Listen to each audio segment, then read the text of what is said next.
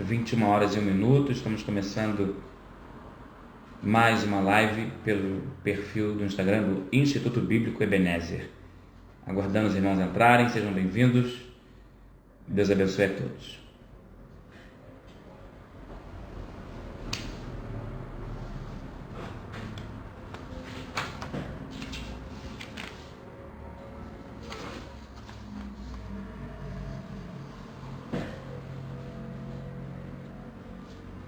Estão entrando alguns queridos alunos do Instituto Bíblico Ebenezer, coordenadores de extensão. Vamos lá, sequência de 3 lives. A primeira hoje, quarta-feira, 24 de novembro. Nós vamos falar sobre os 92 anos de pentecostalismo do Ministério de Madureira. Hoje, para falar sobre a história do ministério. Opa, Tomazinho já está marcando presença. Para falar da história do Ministério de Madureira, o professor doutor Luiz Guatura, vamos chamar já em alguns instantes.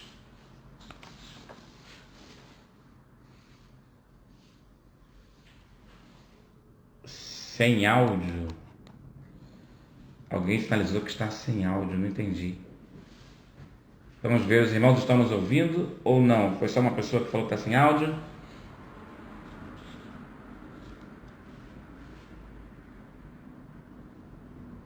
Vamos perceber aqui se os irmãos estão nos ouvindo. Pastor Guatura, o senhor que já entrou, por favor, me sinaliza se nós estamos com áudio normal ou não, por favor.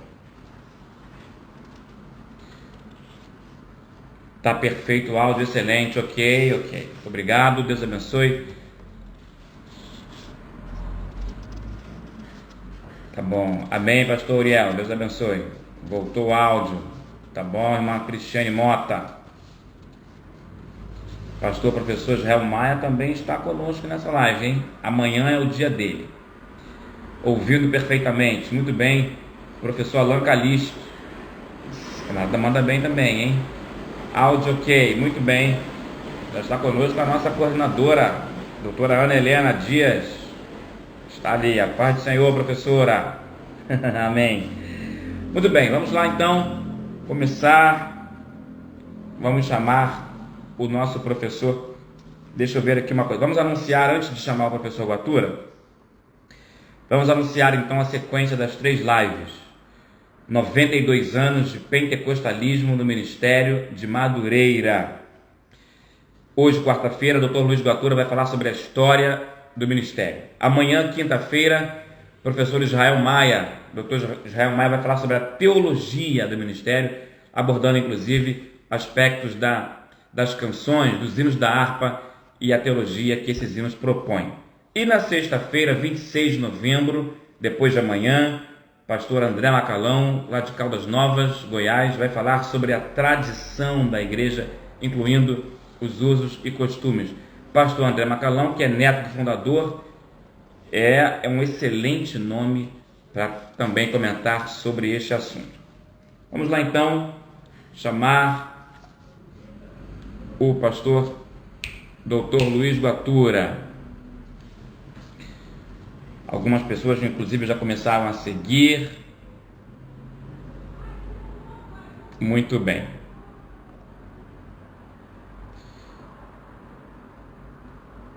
Vamos achá-lo aqui.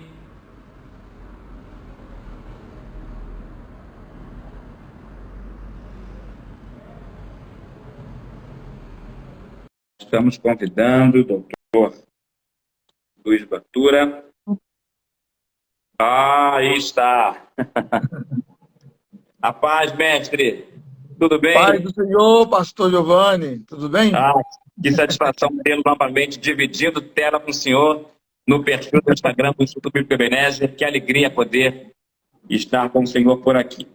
Bem, muito obrigado. Deixa eu ler rapidamente seu currículo, porque é possível que alguém esteja assistindo pela primeira vez. Quem está comigo na tela, Dr. Luiz Guatura, é graduado e mestre em Teologia pela PUC de Porto Alegre, Rio Grande do Sul, pastor-presidente do campo de Terra Brasil, Assembleia de Deus, um dos nossos campos do nosso ministério, coordenador do curso de bacharel em teologia da Faculdade do Instituto Bíblico Ebenezer, que está em fase de reconhecimento ou credenciamento pelo MEC, e certamente no ano que vem já começa com um carro forte na rua. Professor e pesquisador da FAICAD, professor da FAESP, consultor teológico do Instituto Bíblico, do Instituto Cristão de Pesquisa e, para além de tudo, acima de tudo, servo de Deus, Amém. homem de Deus, pastor Luiz Ventura. Nós estamos reunidos aqui sob a égide do Espírito Santo e também sob a autorização do nosso líder espiritual, Bispo Abner de Castro Ferreira, que é o presidente deste instituto, e da Bispa Marvi, que é a diretora do Instituto Bíblico Ebenezer. Estamos aqui para falar sobre os 92 anos de pentecostalismo do Ministério de Madureira. Quero avisar os irmãos que estão conosco, a sequência vai ser a seguinte: vamos deixar o pastor Guatura falar durante alguns minutos, depois então faremos algumas perguntas. Essa live dura apenas 1 hora, o tempo voa. Podemos começar, professor? Pastor Giovanni, Pai do Senhor a todos os irmãos que estão nos assistindo nesta noite. E hoje é um dia muito especial, porque falar da história da Assembleia de Deus do Ministério de Madureira é uma grande responsabilidade. Sim. Até porque a nossa história é cercada de tantas coisas boas e também alguns mitos, né? A Assembleia de Deus Madureira, ela não é uma igreja que é parte de um cisma, não, de jeito maneira. O pastor Gunnar Wingre e o Daniel Berg, os dois missionários suecos. Gunnar Wingre é pastor ordenado nos Estados Unidos, formado em teologia. O seu trabalho de conclusão de curso, que na época chamava monografia, foi sobre o tabernáculo, inclusive o livro, né, foi transformado em livro e hoje está à disposição no mercado, né, editorial. Ele recebe de Deus uma visão, né, depois de ter recebido o Espírito Santo no Arizona. Ele e o pastor Daniel Berg ter recebido o batismo com o Espírito Santo na viagem da Suécia para os Estados Unidos no navio. Daniel Berg era amigo desde a infância do Levi Petrus, que é o pastor da igreja de Filadélfia. O pastor Levi Petrus, ele era pastor batista, recebe o batismo do Espírito Santo e começa a propagar a nova doutrina na 7ª igreja batista na Suécia. E com 6 meses ele sai de 200 membros para 700 membros. A igreja da Suécia era uma igreja de uma confissão de fé do Estado, estatal. Mas como somente 5% da população tinha uma prática religiosa, as igrejas protestantes começam a ocupar o espaço na Suécia. E a 7ª igreja batista, com um pouco mais de 200 membros, agora com a nova doutrina ou o novo ensinamento do pentecostalismo, por Levi Petrus, ela sai de 200 membros para 700 membros em 6 meses. E a Convenção Batista Sueca, então, desliga a 7ª Igreja Batista da sua convenção, e é onde nasce a Igreja de Filadélfia. O pastor Gunnar Wingre e Daniel Berg, o Gunnar Wingre não conhecia o Petrus, mas o Daniel era amigo pessoal do Petrus, desde a infância. E quando eles estão orando nos Estados Unidos, Deus revela que eles iriam para Belém. Eles acharam que Belém era a região da Ásia. Nós vamos olhar no mapa e descobre que é no Brasil. Belém do Pará, apesar de alguns sociólogos, historiadores dizerem que eles vieram para o Belém do Pará atrás de emprego por causa da borracha, mas quando eles chegaram no Brasil, a borracha estava em declínio. Eles chegam em 1910, né, e vão procurar a Igreja Batista. O pastor Batista era um inglês, e Daniel Berg não sabia falar português. Se comunica com o pastor cede o subsolo da igreja, o porão para eles se hospedarem, e eles começam a orar até altas horas da madrugada e começam a propagar a doutrina. E isso traz uma angústia para os irmãos. O pastor Batista viaja. Os irmãos acham, então, que o Gunnar Wingre seria o pastor da Igreja Batista do Pará. Mas o moderador tinha interesses. E ele, então, passa por cima das regras da Igreja Batista. Ele reúne uma assembleia que não era da sua alçada, porque não era o pastor titular. A irmã Celina havia sido batizada, que hoje muitos dizem que é a primeira crente batizada com o Espírito Santo no Brasil, a irmã Celina de Albuquerque. Isso não é real, porque desde o século XIX, final do século XIX, os irmãos luteranos, outros irmãos, já haviam sido batizados com o Espírito Santo. Só que ali no final do século XIX, já nas últimas 2 décadas do século XIX, por que os irmãos não davam ênfase ao batismo com o Espírito Santo? Porque eles não sabiam explicar o batismo com o Espírito Santo. Então a pessoa era batizada com o Espírito Santo, começava a falar língua estranha, começava a chorar, falar, fazer gesto, e a pessoa acreditava que as pessoas, a família, achavam que tinha surtado. E a pessoa era internada no manicômio. Então os irmãos batizados com o Espírito Santo naquele tempo era um perigo, era um possível, potencial pessoa a ser internada no manicômio. Então os irmãos tinham medo de dar ênfase ao Espírito Santo por conta disso. O batismo do Espírito Santo vai tomar um espaço grande já no século XX, com a pregação embasada na Sagrada Escritura por Gunnar Ving, que era teólogo. E aí o moderador da Igreja Batista, então, reúne, o Gunnar Ving não foi excluído, o Daniel Berg não foi excluído, e nem os irmãos. Os irmãos foram desligados porque a Batista tem, a Assembleia, ela é autônoma. Entendeu? A Assembleia, na Igreja Batista, ela é autônoma. Então, ele colocou lá, quem concordasse, que ficasse, quem não concordasse, saísse. Então, saiu da Igreja Batista com Gunnar Vingre e Daniel Berg, 17 pessoas, alguns falam 18, e começa o culto na casa da irmã Celina. Né? A Assembleia de Deus é a primeira igreja brasileira, porque as demais igrejas começaram seus cultos na língua original dos seus fundadores. Então, a igreja congregacional, a igreja anglicana, a igreja luterana, a igreja batista, metodista, presbiteriana, elas começaram no seu idioma de origem, inglês, alemão, né? E a Assembleia não. A igreja, a Congregação Cristã do Brasil, os primeiros cultos dela foi feito em italiano. A Assembleia não, a Assembleia de Deus começou, o primeiro culto dela foi em português e numa liturgia brasileira. Então ela é considerada hoje a primeira igreja brasileira, nata brasileira. E o fundador, lógico, missionário estrangeiro. A igreja pentecostal brasileira é a Igreja Brasil para Cristo, porque foi fundada por um brasileiro. Pastor Manuel de Melo fundou a Igreja Brasil para Cristo, e ele é brasileiro, e fundou a Igreja Pentecostal brasileira. Né? Mas a Assembleia de Deus é tida como a primeira igreja brasileira, apesar de seus fundadores serem estrangeiros, mas o seu primeiro culto foi em língua portuguesa. O Narvim começa a igreja em 1911 e fica no Pará até 1924. Né? Em 1914 ele vai à Suécia pedir apoio ao Petrus, né?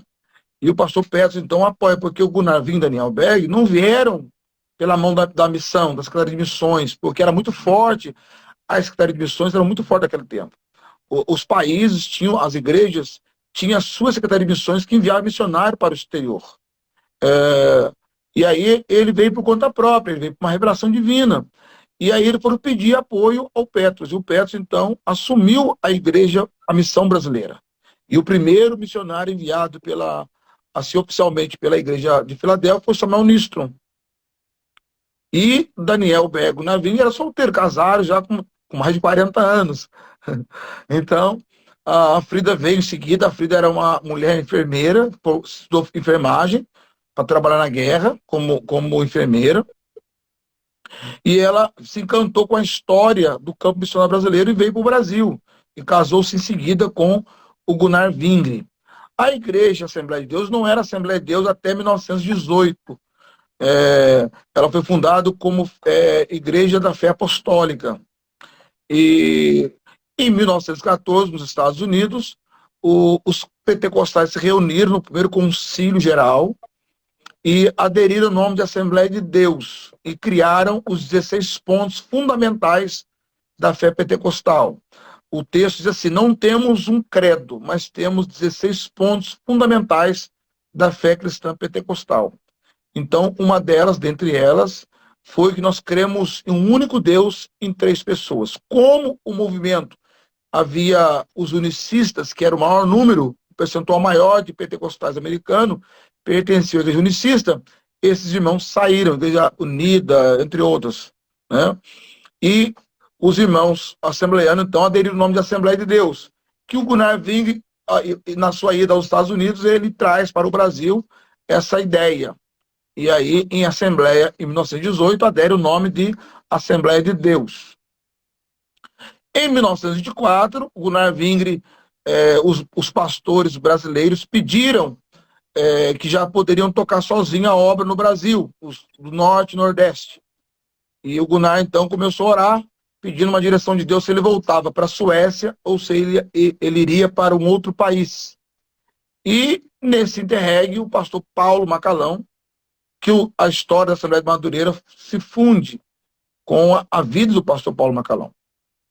O pastor Paulo Macalão, um jovem que havia pego um folheto na rua, e o folheto tinha o carimbo da igreja, na chamada Igreja do Orfanato, Rei Batista, que era dirigido por um pastor americano.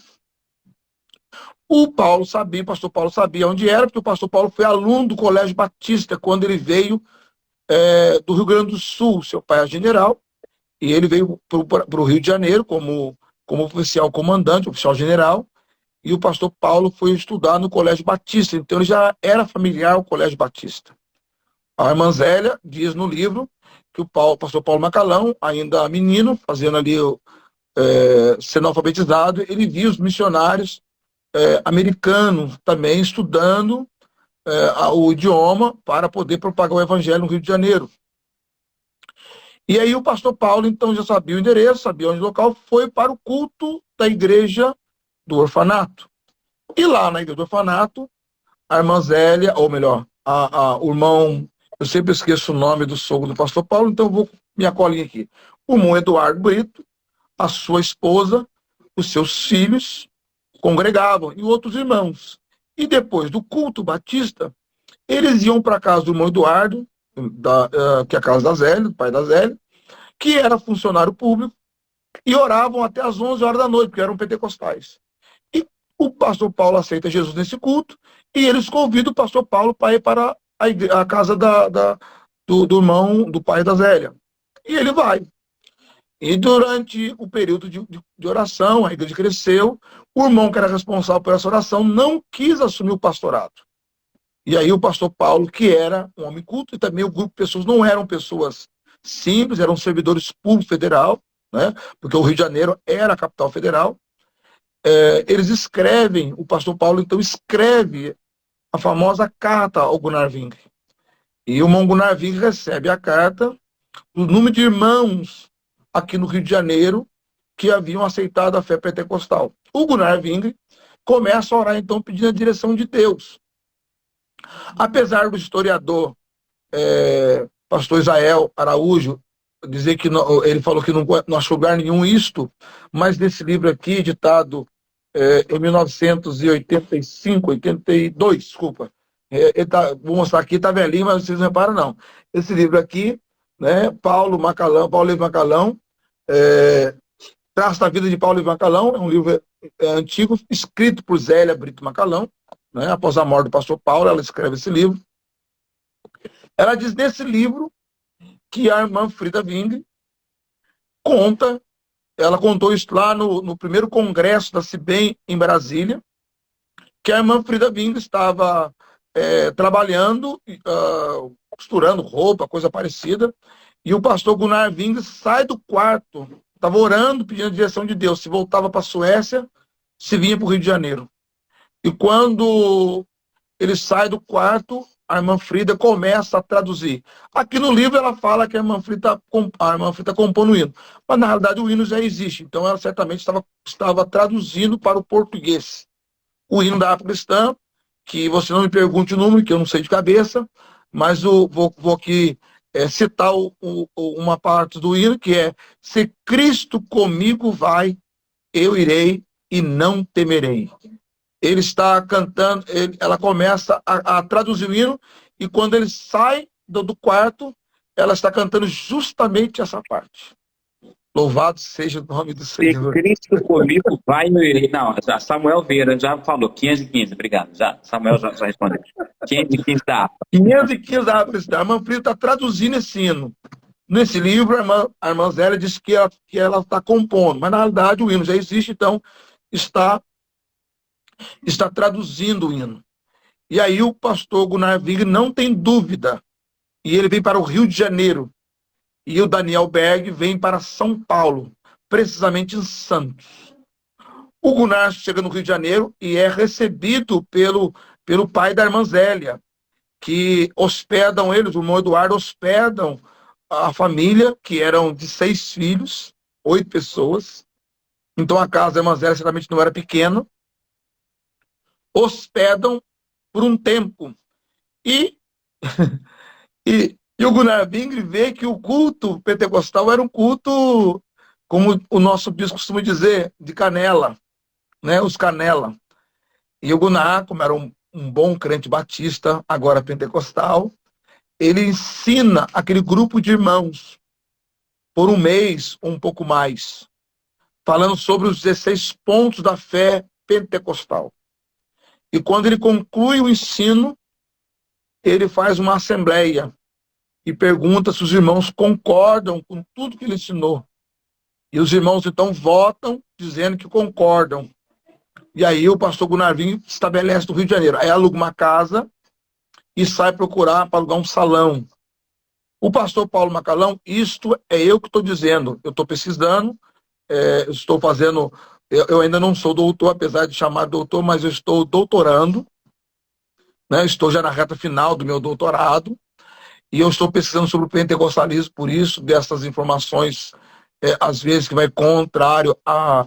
O pessoal sempre fala na igreja, contando uma coisa e acaba, né? Estou aqui desmistificando muitas coisas, vou desmistificar uma outra também que falam.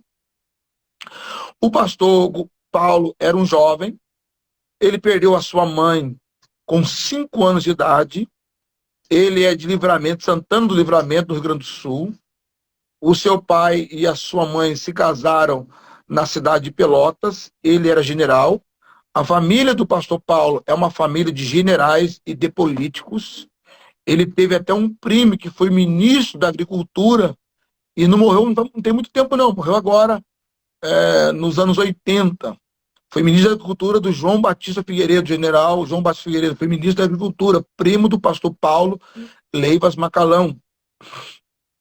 Era uma família de políticos, de generais e de advogados, né? Uma família, vamos falar, de elite, elitizados, né? O pastor Paulo Macalão sai do Colégio Batista e é matriculado no Pedro II.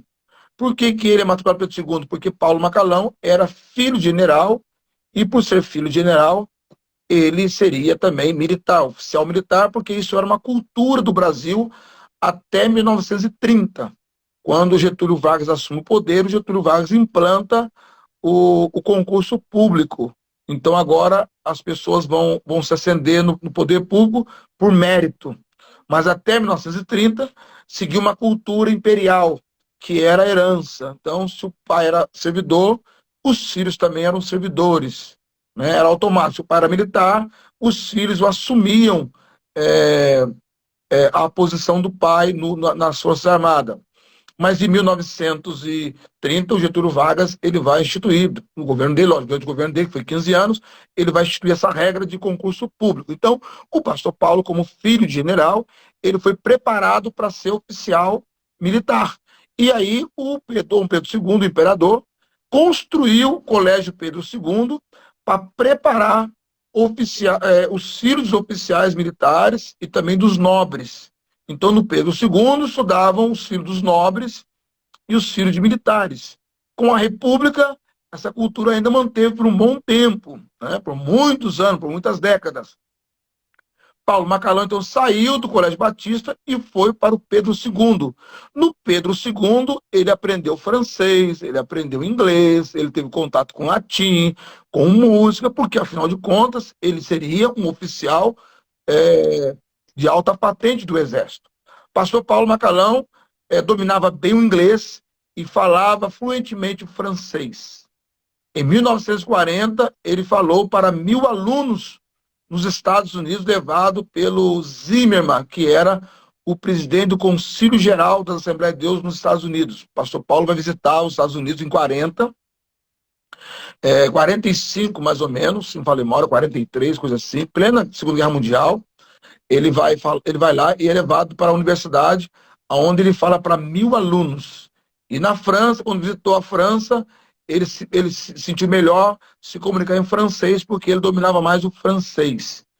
Então, o pastor Paulo Macalão não era uma pessoa despreparada no que tange a vida humana, ao preparo humano. Era um homem capaz. E pastor Paulo Macalão, então, sabia música, tocava 3 instrumentos, tocava, nós chamamos hoje de piano, que a mãe dele era pianista.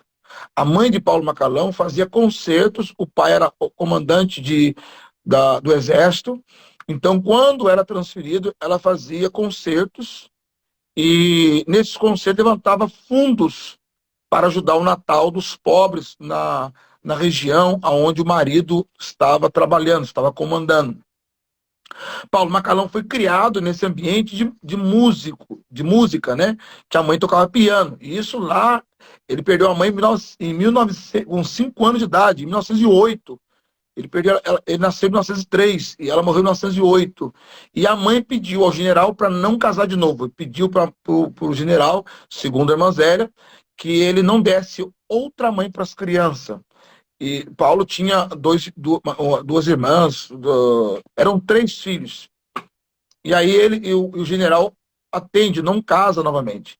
E aí acontece, Paulo Macalão, então, agora no Colégio Pedro II, aprende tudo isso. Ele tocava trompete, tocava violino e tocava, nós chamamos hoje de teclado, piano, né, que na realidade é o órgão.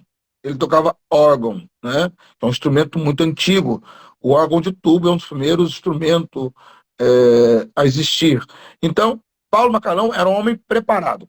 Com a vida de Gunnar e Daniel Berg para o Rio de Janeiro, de Gunnar para o Rio de Janeiro, com a irmã Frida, nas minhas pesquisas, eu vejo que Paulo Macalão elege Frida como a figura da mãe. Porque Paulo, quando chega no Rio de Janeiro, ele vem com a sua irmã. Mas em seguida, a sua irmã volta para o Rio Grande do Sul para casar. E aí ele fica entregue para o tio. O tio era engenheiro florestal e cuidava do horto florestal da Penha.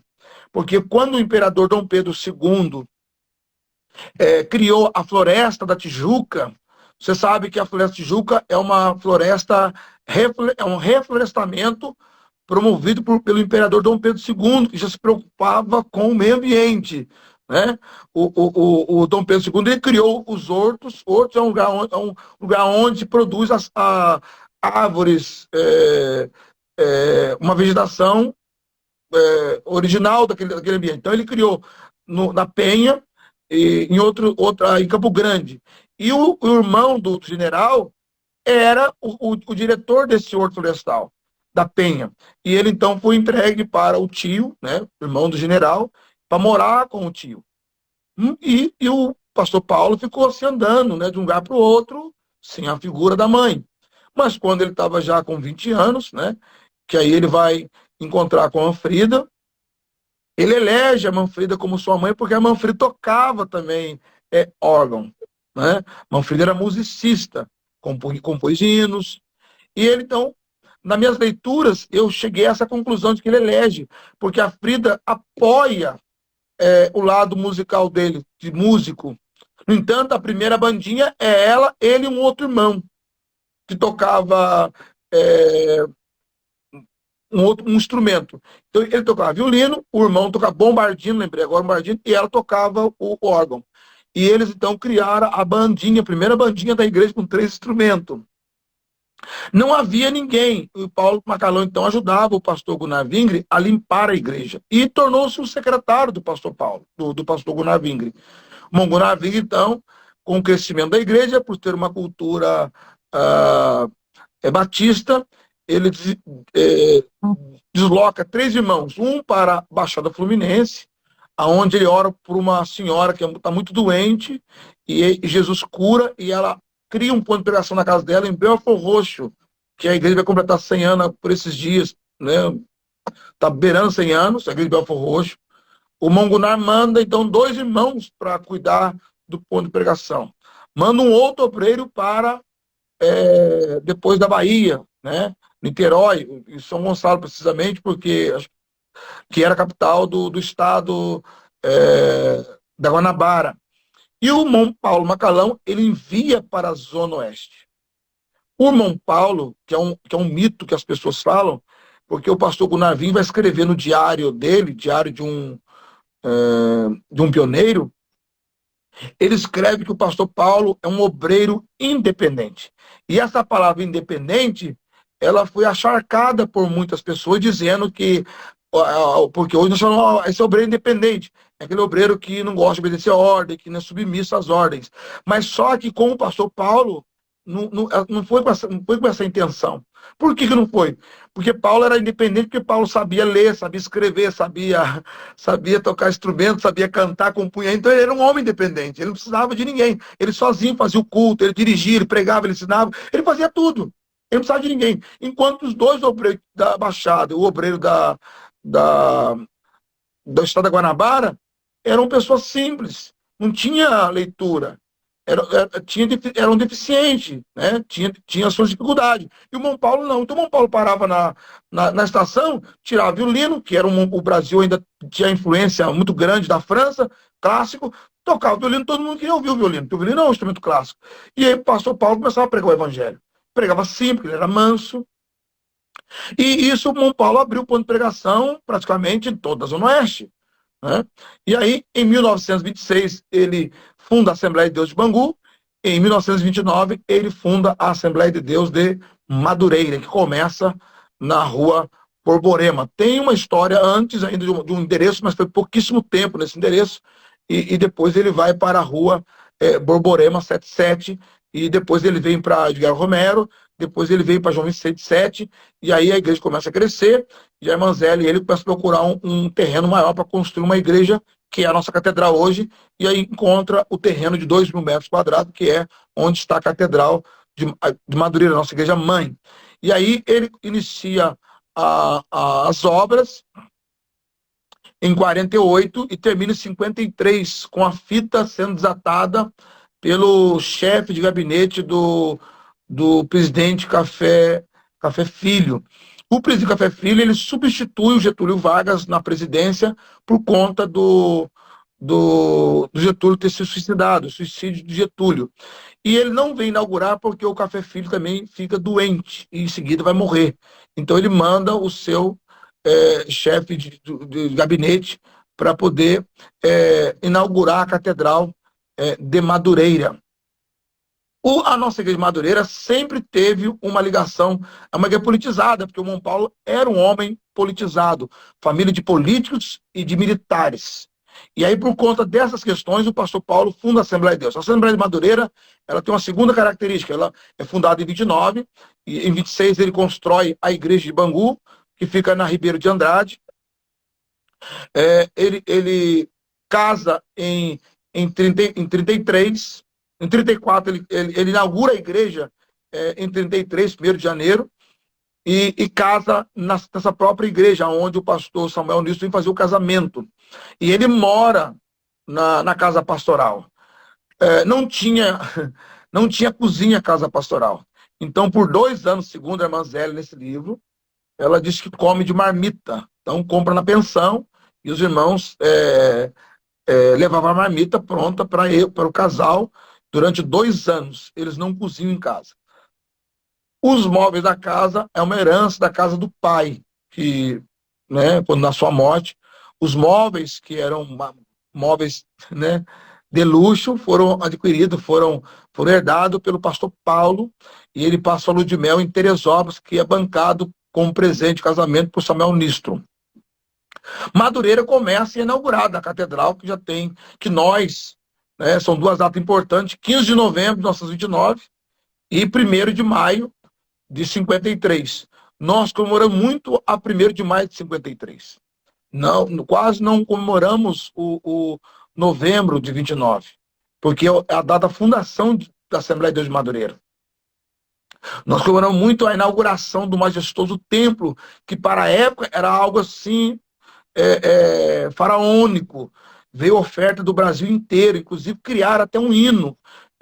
Eu estava dando aula em Rondônia, o pastor de Rondônia cantou um hino, porque ele era mineiro, ele é mineiro, mas hoje ele é pastor lá, ele deve ter uns 70 e poucos anos, ele foi meu aluno e ele cantou, quando eu disse que era de Madureira, ele cantou um hino que cantava na igreja dele, para tirar oferta, para enviar para Madureira. Então, o Brasil inteiro, né, quando eu falo Brasil inteiro, as igrejas da época, que não era muito, porque a Assembleia de Deus ela vai crescer depois da Segunda Guerra Mundial, depois dos anos 50 ela cresce. Até os anos 50 ela é uma pequena comunidade ainda crescendo de forma unitária, né? Igual, né, contando milho por milho. Ela vai crescer depois da Segunda Guerra Mundial. Até a Segunda Guerra Mundial, a Assembleia de Deus ainda é muito modesta.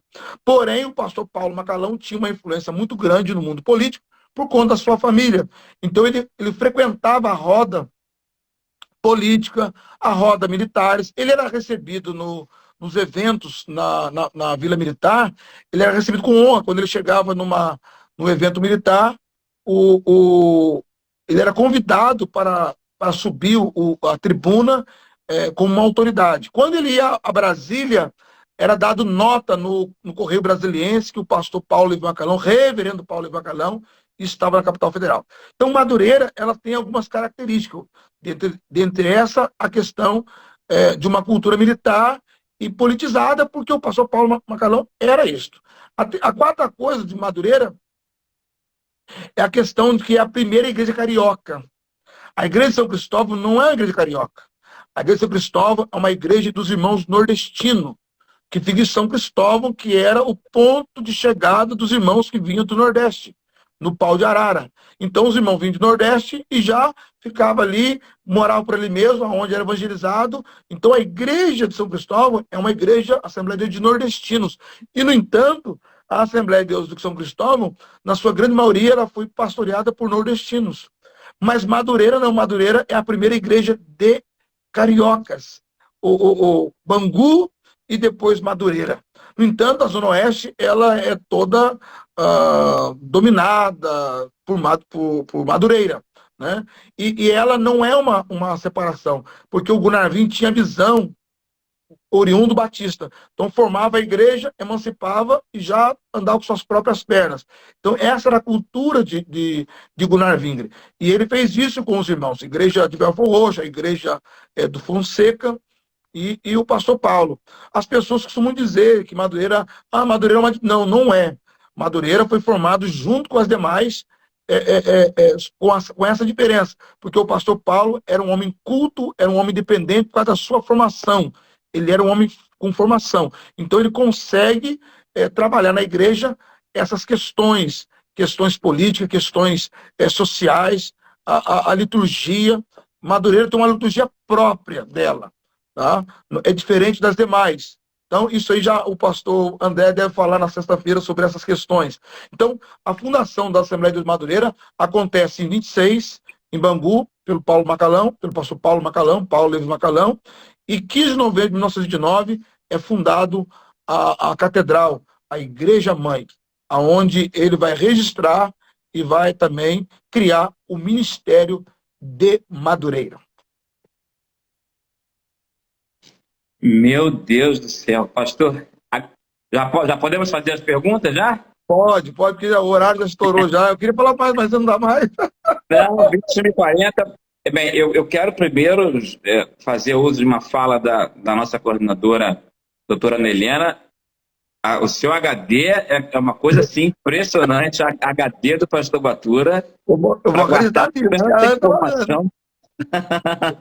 É impressionante. A irmã Cristiane Mota perguntou se essa live também estaria sendo transmitida pelo YouTube. Não nesse momento, mas acho que a missionária Helena, inclusive, respondeu. Depois vai ficar disponível lá, tá? A partir de amanhã ou depois. Vamos lá, eu tenho algumas perguntas. Eu não sei, vou pedir a Carolina para ficar atenta se de repente alguém mandar pergunta aqui. Pastor, os 16 pontos fundamentais da fé pentecostal. Se a gente quiser pegar esses 16 pontos, a gente pega fácil na internet, onde é que está? E tá na internet. Então, botar lá, 16 pontos fundamentais da fé cristã, e eles, na hora, já te direcionam é, para o local, entendeu? Já Tudo bem. mostra na hora. Então, Tá esse, disponível no Google, entendeu? ok, 16 pontos fundamentais da fé pentecostal, vamos pesquisar isso depois. Esse livro que o senhor fez referência, livro da pastora Zélia Macalão, Da missionária Zélia Brito Macalão. esse aí não está mais disponível, né? Como é que é Não esse aí? existe. Nem a editora que produziu não tem o original. Poucos irmãos têm. Eu precisei dele. Inclusive, esse livro aqui não é meu, não. É emprestado. Está comigo, está sobre a minha guarda, sete chaves. Eu quero agradecer o pastor de Cosmo, pastor Eleazar Torres, que era do pai dele. E ele, então, tirou da sua biblioteca lá e me emprestou e cobra, volte me cobra. Não, calma, estou lá ainda precisando dele. Quando eu terminar, eu te devolvo, né? E aí, então, está comigo. Já tem mais ou menos uns 2 anos que está comigo esse livro. Está bem guardado, está bem guardado. Tá. Essa rua Borborema, é onde, pastor? É na região do Basdobo, por aí, por essa região aí, entendeu? É onde a irmã, não, a irmã Dodó, onde a família do irmão pastor Joel reside nessa região de Vaz Lobo, Edgar Romero, essa área aí. Eu sou paulista, eu não conheço muito. Nessa zona norte aqui, ok. É isso aí, entendeu? Rua Borborema. Aqui tem alguém perguntando a respeito da. Bem, não tem como editar esse livro na Betel? Bem, eu havia pensado nisso.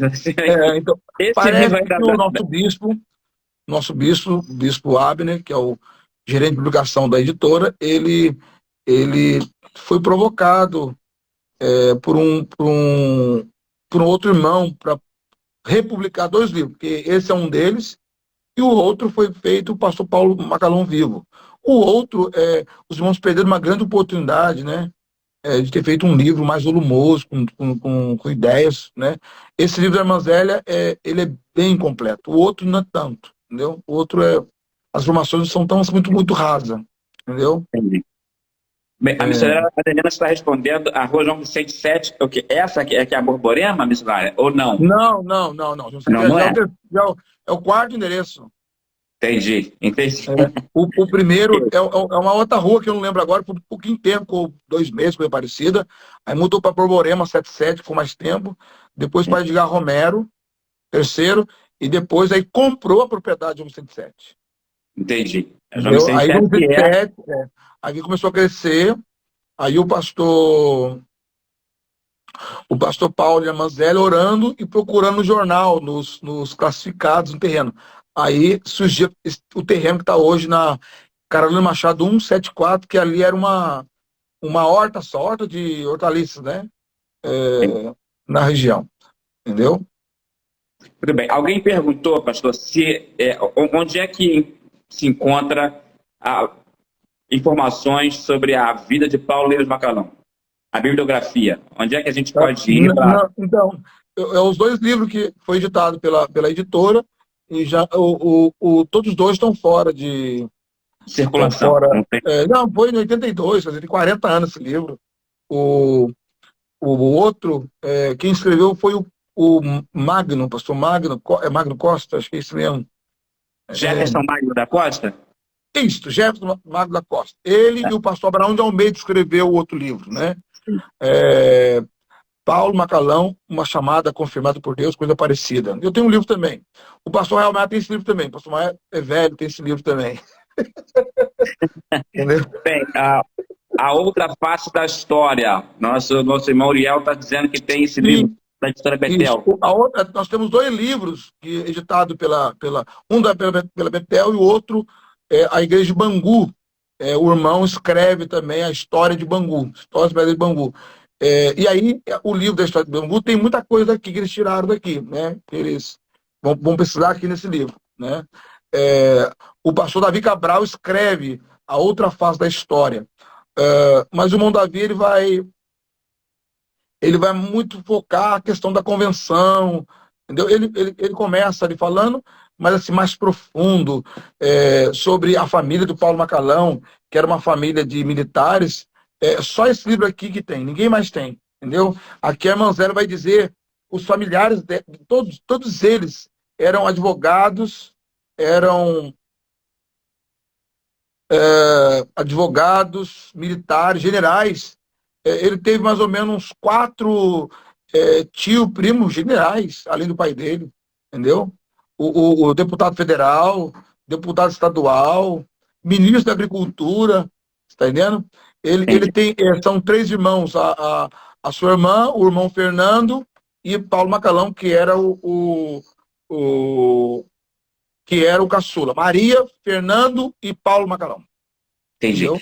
Bem, nós temos aqui o seguinte: a sua tese será publicada, pastor? Alguém já passou perguntando se a sua tese vai Sim, ser. quando eu concluir defendê-lo, né, já eu irei publicá-la.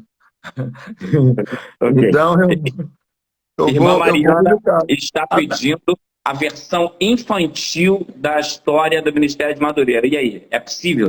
é possível, é uma ideia muito legal, uma ideia bacana. Eu já sugeri essa ideia à nossa bispa, inclusive de escrever a revistinha. Né? Bom, vou falar a ideia não, porque o pessoal pode copiar, então vou ficar quieto aqui. Mas há estudos nesse sentido. Né, não, eu já dei essa sugestão à nossa bispa e ela aceitou bem a sugestão. O próprio bispo Haber também deu alguma sugestão a ele achou maravilhoso, mas são dois, nossos pastores são muito ocupados, muito compromisso, né? Então a gente precisa ajudar, dando essas sugestões, levando o Perfeito. problema, mas também a solução do lado, né? Dar só Sim, ideia sim. assim é muito fácil, mas tem que dar a solução também. Então eu já dei essas sugestões a ele, e eles aceitaram bem a sugestão, gostaram.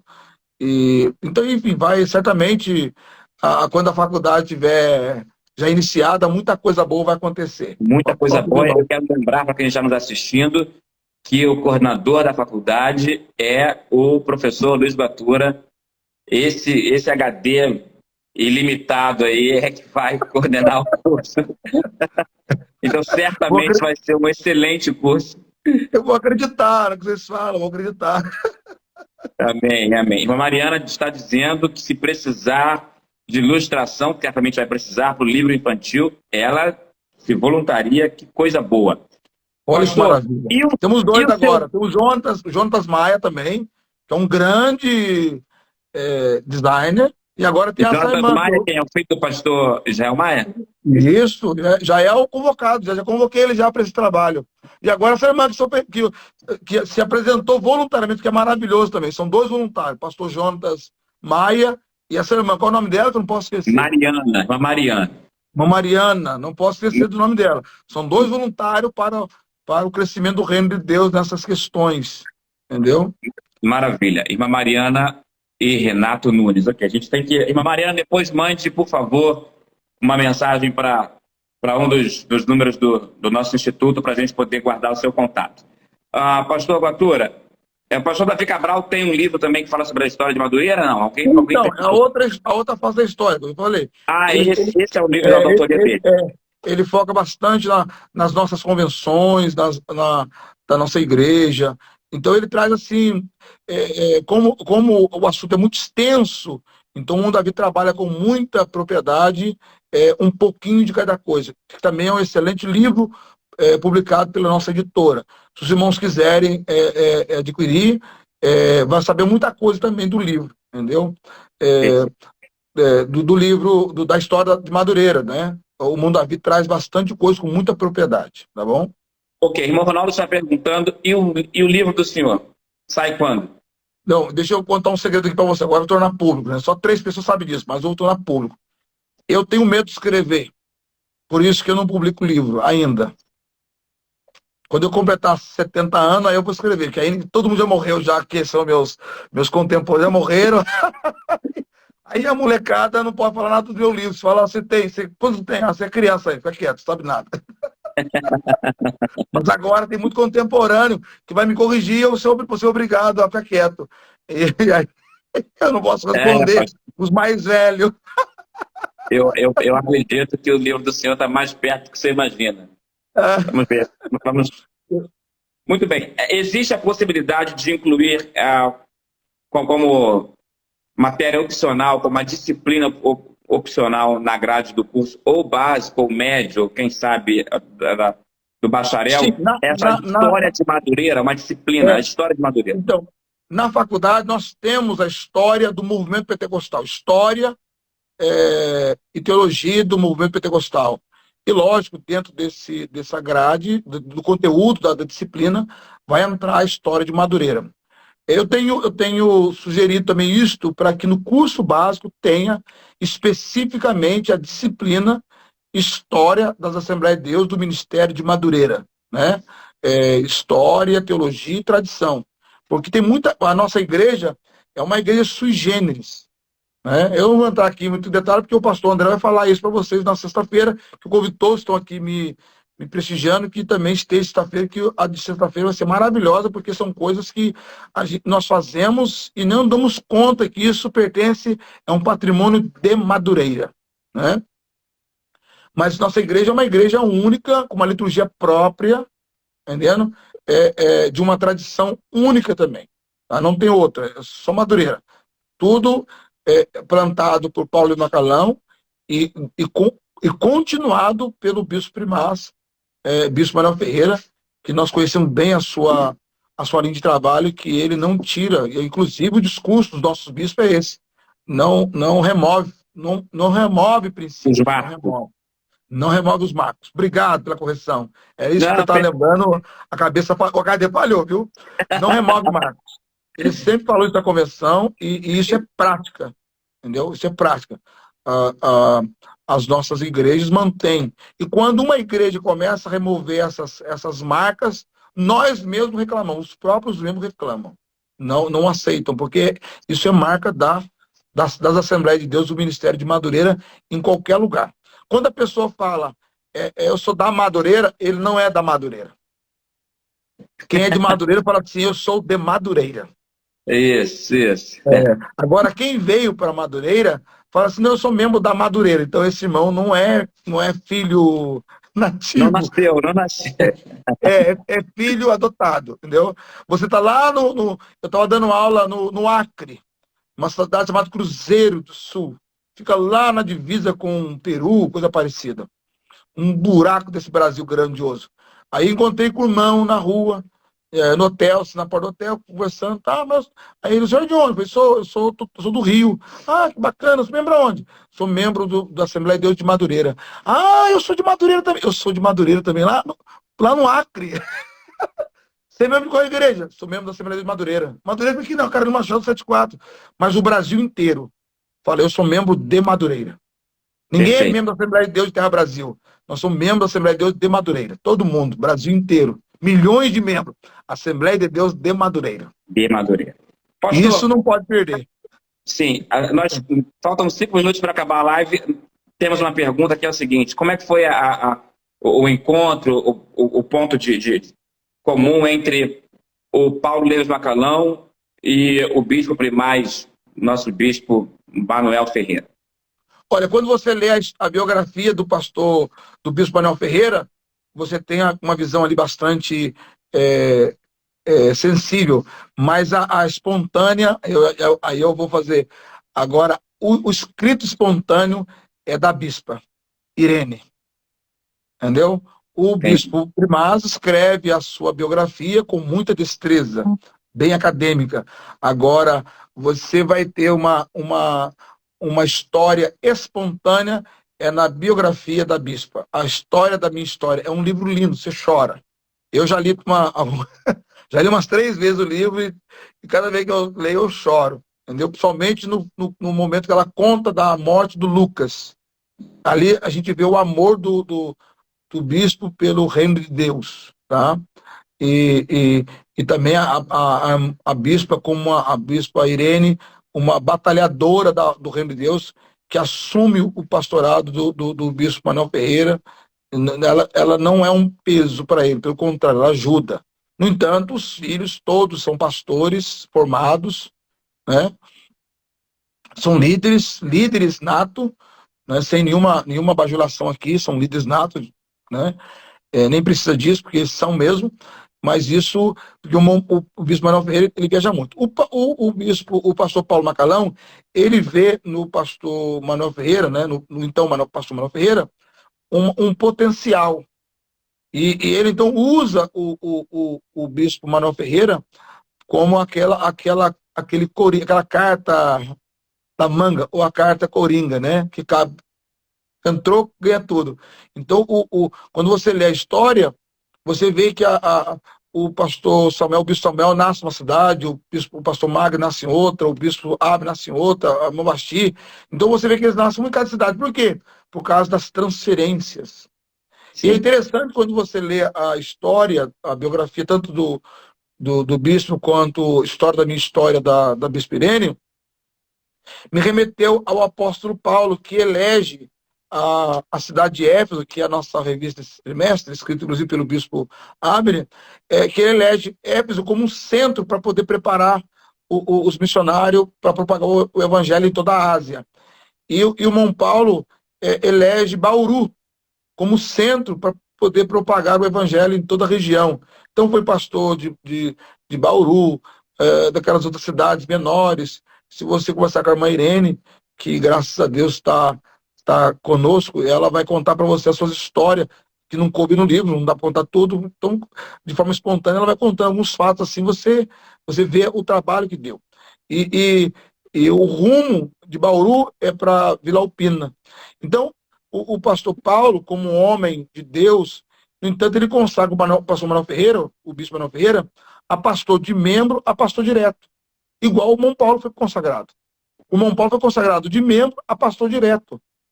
Uma das narrativas dizem que Paulo Macalão era rebelde, cai por terra quando o Gunnar Vingre traz o Petrus da Suécia para consagrar Paulo Macalão a pastor. A pedido de Paulo e da Frida, o Petrus desembarca no Rio de Janeiro e consagra Paulo Macalão a pastor de membro a pastor direto. O pastor Paulo e o bispo Manuel Ferreira têm algo em comum. Ambos são consagrados de membro a pastor direto. Não passaram pelo diaconato, não passaram pelo presbitério, nem pelo ministério de evangelismo. Eles foram direto. Um chamado incontestável, né, pastor? Incontestável, não tem como. Porque quando o pastor Paulo falece, a irmã Zélia, ela deixa registrado que quando ele falece, ele deixa um número de membros, de obreiros, e hoje nós já passamos de milhões. Só de pastores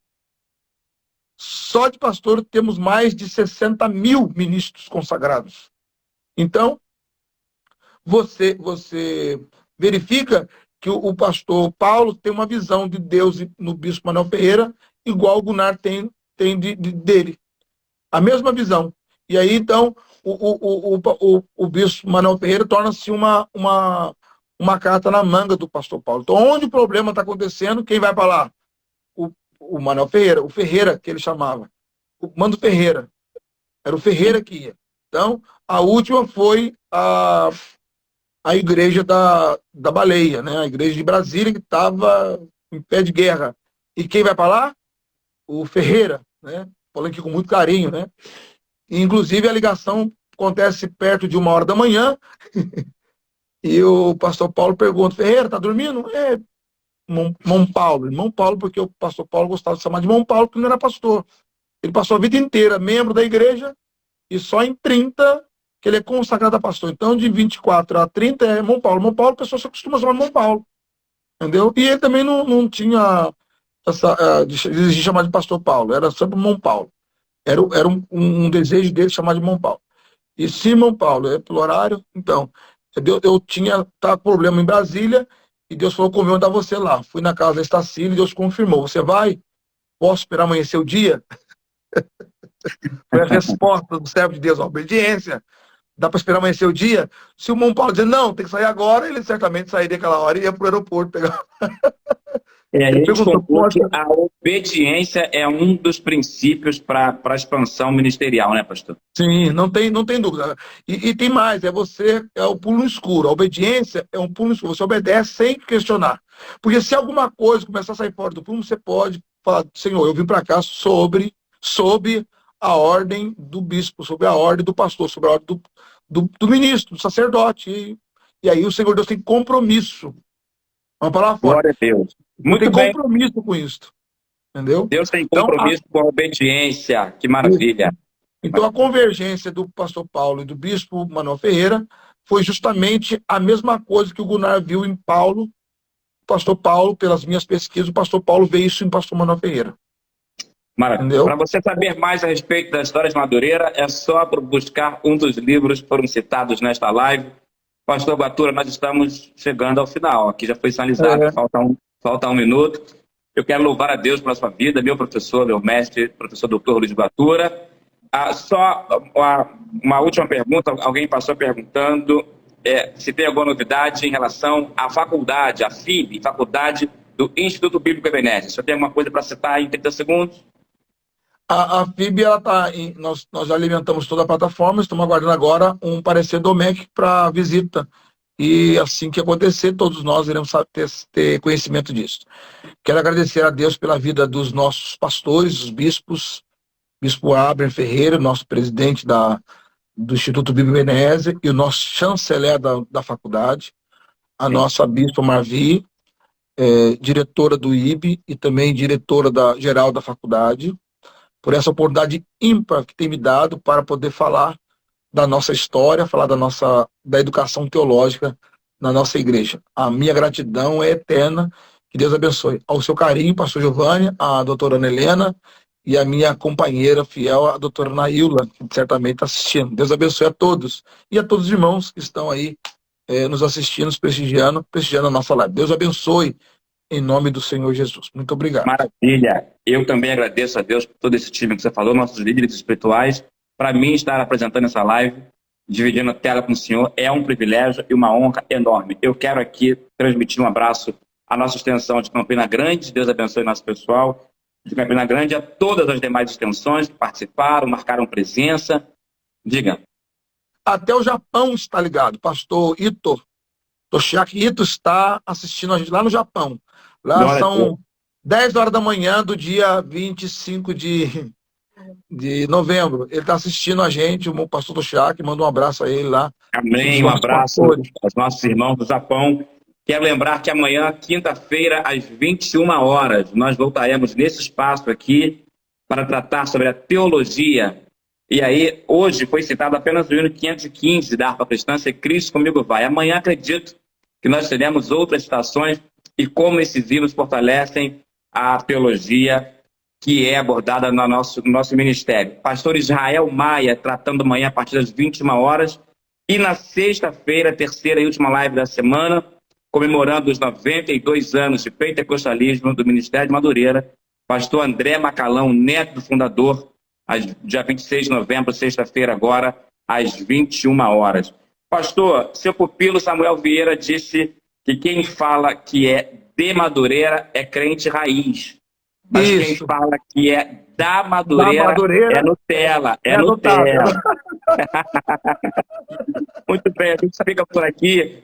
Deus abençoe, meu professor. Um abraço a todos os queridos. Até amanhã, se Deus quiser. Fica na paz. Deus abençoe. Paz.